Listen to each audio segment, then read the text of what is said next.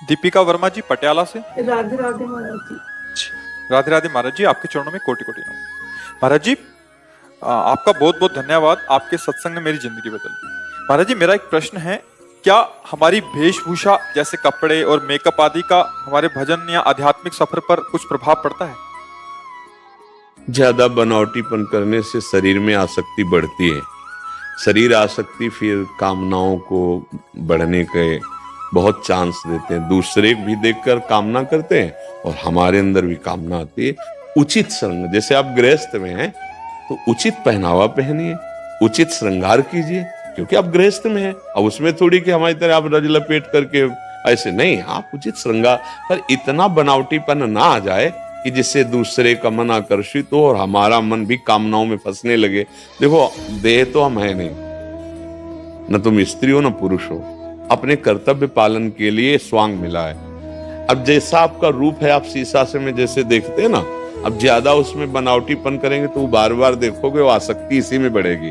और हमारा मानव देह मिला है इससे आसक्ति हटाने के लिए। तो उचित श्रृंगार, जैसे गृहिणी अपने घर में अपने पति आदि के, तो उचित श्रृंगार और सावधानी पूर्वक जीवन यात्रा में कोई गलती ना होने पावे, तो आपकी भक्ति पथ की पुष्टता वाली अंदर भावना आ जाएगी।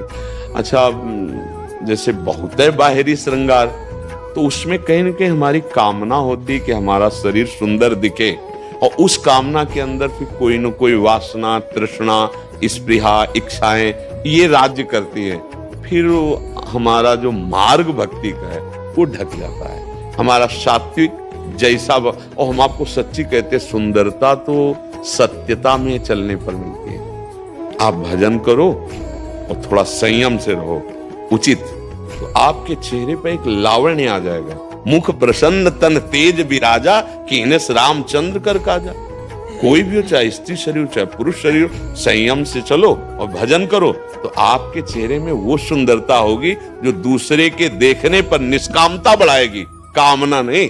देखो ना, संत महात्मा जन जो भगवान में चित्त जोड़े हैं, कौन सा भैया श्रृंगार बाहरी होता है, पर एक दर्शन करने के लिए जाते हैं ना लोग, वयोवृद्ध हैं, कोई बाहरी रूप की बनावट नहीं, अरे एक अलौकिक सुख मिलता है। उनके देखने से ऐसा लगता है मैं देखता ही रहूं, उनको देखने से ऐसा लगता है ये अपने हैं, उनके देखने से एक अजीब आह्लाद होता है, आनंद होता है। क्यों?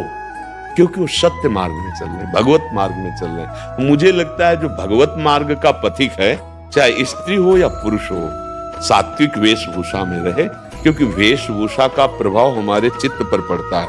हम जैसे वेशभूषा धारण करेंगे वैसे ही हमारा अहम हो जाता है। हम जिससे बनावटी करेंगे ना, तो उसमें कामनाएं हैं, इच्छाएं हैं, वासनाएं, तो वो दूसरों के प्रति भी और अपने प्रति भी ठीक नहीं है। सात्विक वेशभूषा, सात्विक श्रृंगार, आप देखो आपका जैसा स्वभाव है, जैसा स्वरूप है, वैसे बर्ताव करो। भगवान ने तो विधान बना ही दिया आपके सुख के लिए। अब अगर बाहरी हम कुछ ज्यादा करते हैं तो उसमें हमें फिसलने का डर है और उसमें कामना बढ़ाने का सामने से भी डर है। तो हमें संसार तो इसी में विचरण करता है। लेकिन आप भक्ति मार्ग में अध्यात्म से पूछ रहे हैं, तो आपने भगवान को जो रूप पसंद आया वो दे दिया आपके कर्म के। अब उसी से हमारा ये स्वरूप थोड़ी है, इसका तो छोड़ना ही है, आज नहीं तो कल छूटेगा। और इसकी गति भी आप लोग जानते क्या हो नहीं। आप इसको बनावटी क्या ज्यादा करें, बढ़िया सुंदरता लगेगी। जब देखो माई सुंदरता की सीमा, राधा राधा राधा रटोगे तो आपके नेत्र सुंदर हो जाएंगे, आपकी वाणी सुंदर हो, आपके विचार सुंदर हो जाएंगे, आपको देखने में अच्छा लगेगा। और वो अच्छा लगना निष्काम होगा, वो गंदी वृत्ति नहीं पैदा करेगा।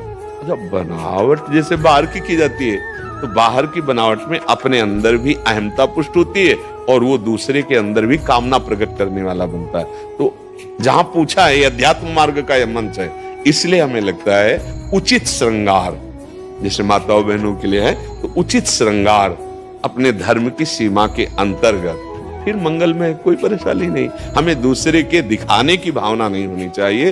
हाँ, उत्तम के बस असमन माही, सपने हुआन पुरुष जगनाही। एक पाणी ग्रहण संस्कार किया और उसी में धर्म पूर्वक चले और दोनों मिलकर धर्म का आचरण किया, भजन किया, दोनों भगवान को प्राप्त हो गए। ऐसे गृहस्थ में चला जाता है। नाथ सकल संपदा तुम्हारी, मैं सेवक समेत सुतनारी, और विरक्त तो संपूर्ण विषयों पर विजय प्राप्त करके भगवान को प्राप्त कर ले। दोनों के लिए भगवत मार्ग है। मयूरव उपाध्याय जी नागपुर से। राधे राधे महाराज जी। महाराज जी, मैं बदलना चाहता हूँ पर बदल नहीं पाता। मैं बहुत कुछ करना चाहता हूँ पर कुछ कर नहीं पाता। मुझसे सुबह उठा नहीं जाता, मोबाइल छोड़ नहीं सकता। मैं छोटे छोटे संकल्प भी पूरे नहीं कर पाता। मैंने अपनी पूरी जिंदगी बस सपनों में ही गुजार दी। यार जिंदगी भी अभी कितनी व्यतीत की है। अभी तो हाँ, अभी तो बच्चे हो, सही मार्ग नहीं मिला इसलिए विचलित हो रहे हो।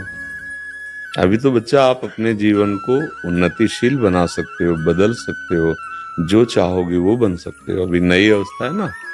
हाँ, ये कुछ कमियां हैं आपके अंदर जिनके कारण आपको ऐसा मन चिंतन कराने लगा, बुद्धि ऐसा निश्चय करने लगी।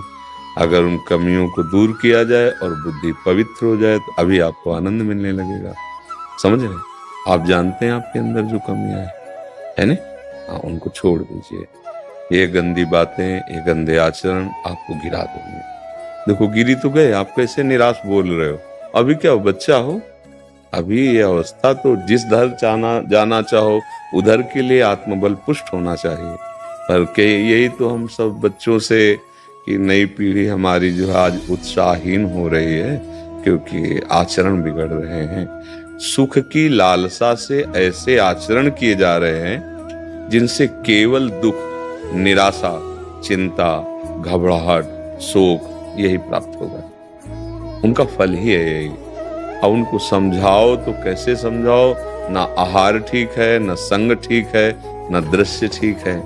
हमारे देखने का नजरिया गलत हो चुका है। देखो, आप ही कह रहे हो हमसे, मैं मोबाइल नहीं छोड़ सकता। जैसे भगवान, मैं आपकी शरण में हूं, मैं आपका शिष्य हूं, पर मैं युद्ध नहीं करूंगा। अर्जुन जी कहते हैं, यहीं से तो हंस के भगवान उपदेश करते हैं। जैसे आपने फाइनल कर दिया, मैं मोबाइल नहीं छोड़ूंगा। हम कह रहे मत छोड़ो मोबाइल, लेकिन मोबाइल में गंदी बात देखना तो छोड़ सकते हो ना। उतना तो आपको कंट्रोल रखना पड़ेगा अपने ऊपर। नहीं रखोगे, देखो हर चीज में गुण और दोष दोनों विराजमान है। जड़ चेतन गुण दोष में विश्व कीन करतार, संत हंस गुण गाए पे परिहरिवार विकार। जैसे दूध पानी रख दो तो हंस दूध पी लेगा, पानी छोड़ देगा। ऐसी गुण दोषमयी सृष्टि रची गई है। हमें गुण स्वीकार, मोबाइल में गुण है। आप एक दूर देश में बैठे एकांतिक महात्मा के वचन सुन सकते हो, किसी भी महात्मा के वचन सुन सकते हो, किसी भी शास्त्र का स्वाध्याय कर सकते हो उसी में। आजकल सब नई व्यवस्थाएं हो गई। कोई संकट है तो आप किसी को सूचना दे सकते हो, लेकिन उससे गलत जो बातें हैं वो ना देखो, उसका दोष स्वीकार ना करो।